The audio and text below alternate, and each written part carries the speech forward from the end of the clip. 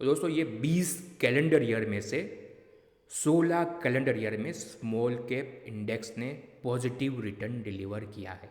ऐसी कंपनियां जिनका मार्केट कैप 4,000 करोड़ से ऊपर का हो और ऐसी कंपनियां जिनका मार्केट कैप तकरीबन 27,000 करोड़ जो करंटली स्मॉल कैप का अपर बैंड है, उसमें हमें कितने रिजल्ट मिले? 582 कंपनियां, तकरीबन 110 लिस्टेड कैपिटल गुड कंपनियां हैं। दोस्तों आपको जान के हैरानी होगी, जो 110 लिस्टेड कैपिटल गुड कंपनियां, उसमें से 3 ही ऐसी कंपनी हैं जो शायद मिड कैप में आती है। बाकी जितनी भी कंपनियां हैं वो स्मॉल कैप में या माइक्रो कैप स्पेस में फॉल होती है। ज़्यादातर कंपनियों का मार्केट कैप 30,000 करोड़ से नीचे का है।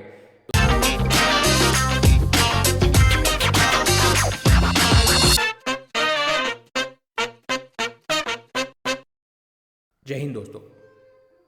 आज चर्चा करेंगे मेरे एसेट म्यूचुअल फंड के नए एनएफओ के बारे में।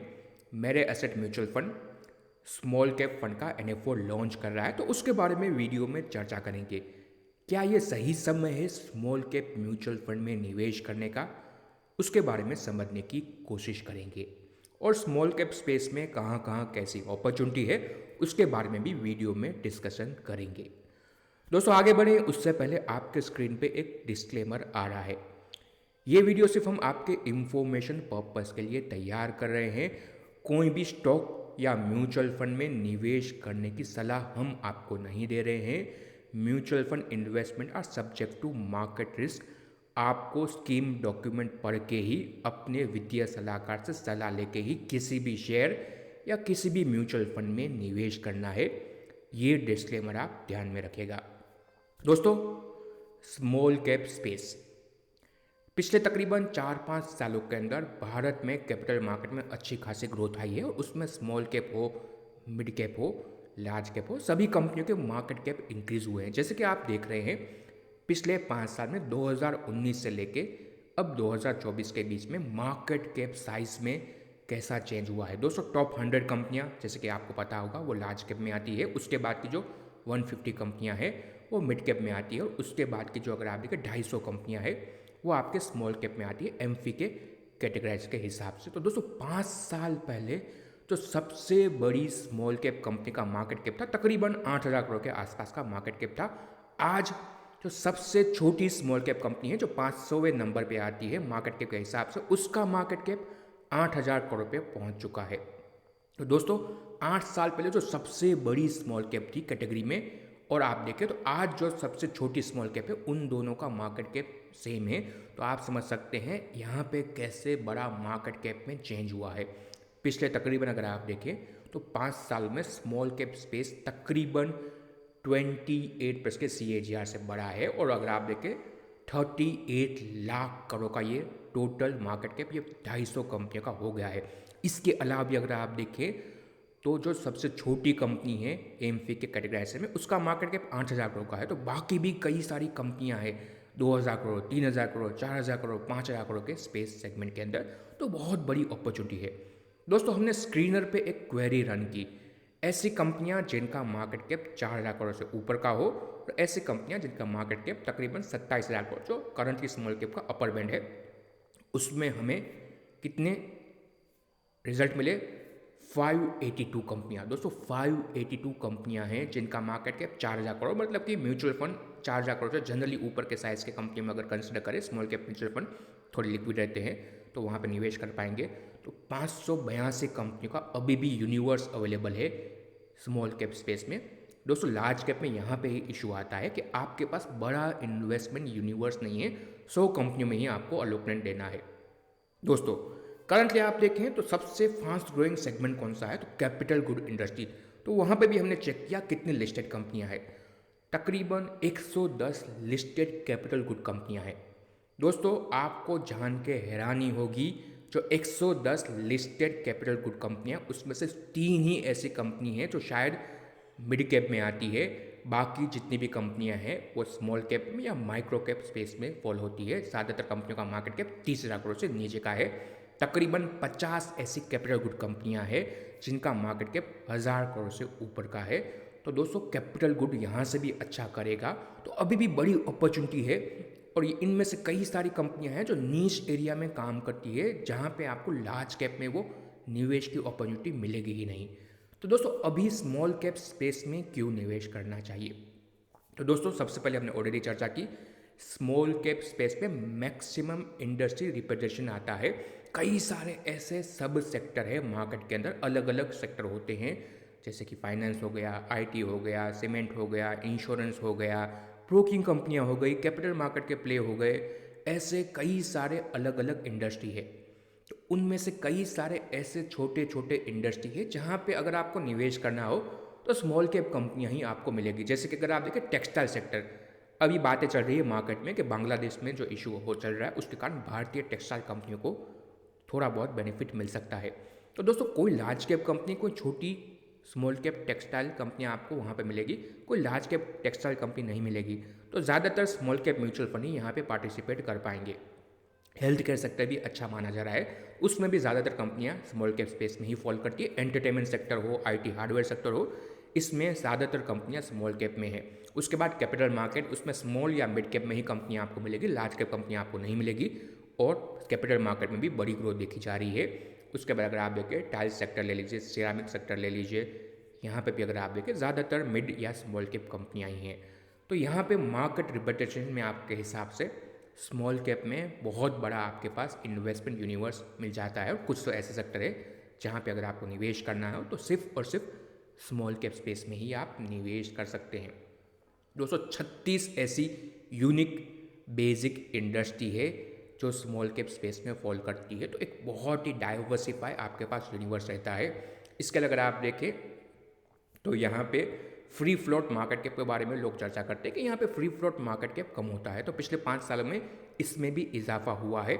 पिछले 5 साल में फ्री फ्लोट मार्केट कैप 44% के आसपास रहता था, जो बढ़ के अब देखें तो 47% हो गया। तो ये भी परसेंटेज वाइज बड़ा माना जाएगा।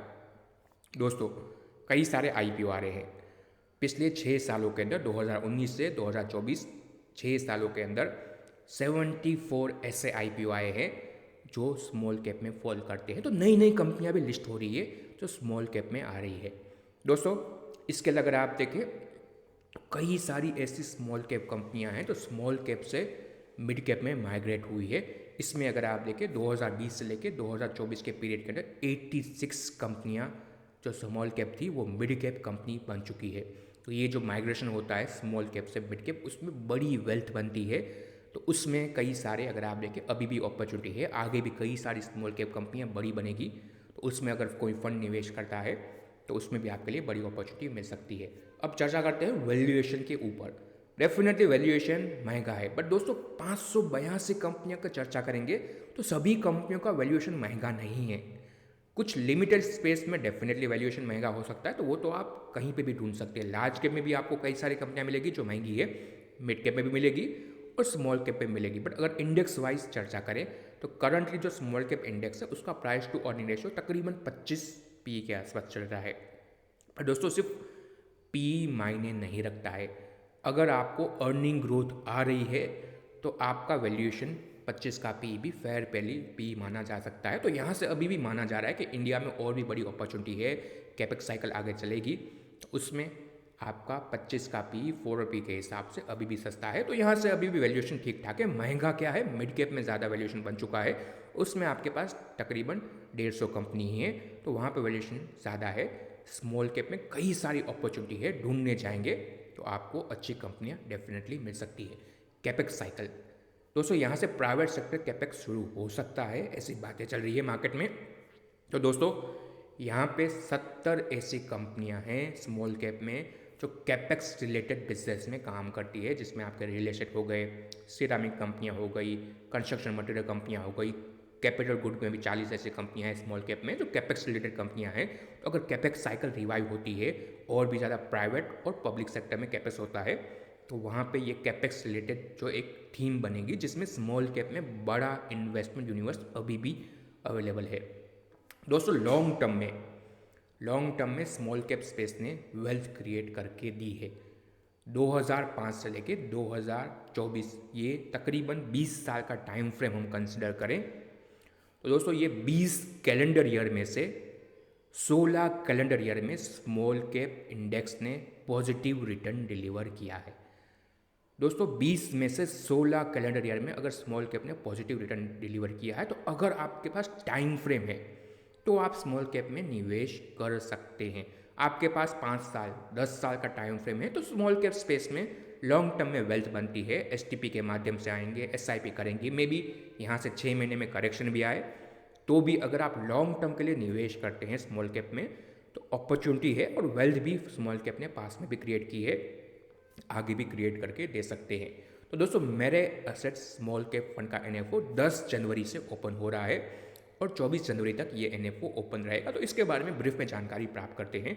फिर से डिस्क्लेमर दे दें दोस्तों, ये सिर्फ इंफॉर्मेशन है, कोई भी हम रिकमेंडेशन आपको प्रोवाइड नहीं कर रहे हैं। Mutual fund investment are subject to market risk, ये आपको डिस्क्लेमर ध्यान में रखना है। दोस्तों सबसे पहले पोर्टफोलियो कंस्ट्रक्ट कैसा करेगा, तो सबसे पहले तो अर्निंग, जहाँ पे अर्निंग ग्रोथ दिख रही है वहाँ पे फंड अपना पोर्टफोलियो बनाने की कोशिश करेगा। कैपिटल एफिशिएंट कंपनियों पे ध्यान दिया जाएगा। इसके लिए अगर आप देखें जिसमें लिक्विड आप देखें तो कम लिवरेज वाली कंपनियाँ हो उस पर, और गवर्नेंस पे भी ज़्यादा फोकस किया जाएगा। 65 to 100% के आसपास स्मॉल कैप में इन्वेस्टमेंट करना रहता है किसी भी स्मॉल कैप म्यूचुअल फंड को, तो ये भी 65 मिनिमम स्मॉल कैप स्पेस में तो निवेश करेगा ही करेगा।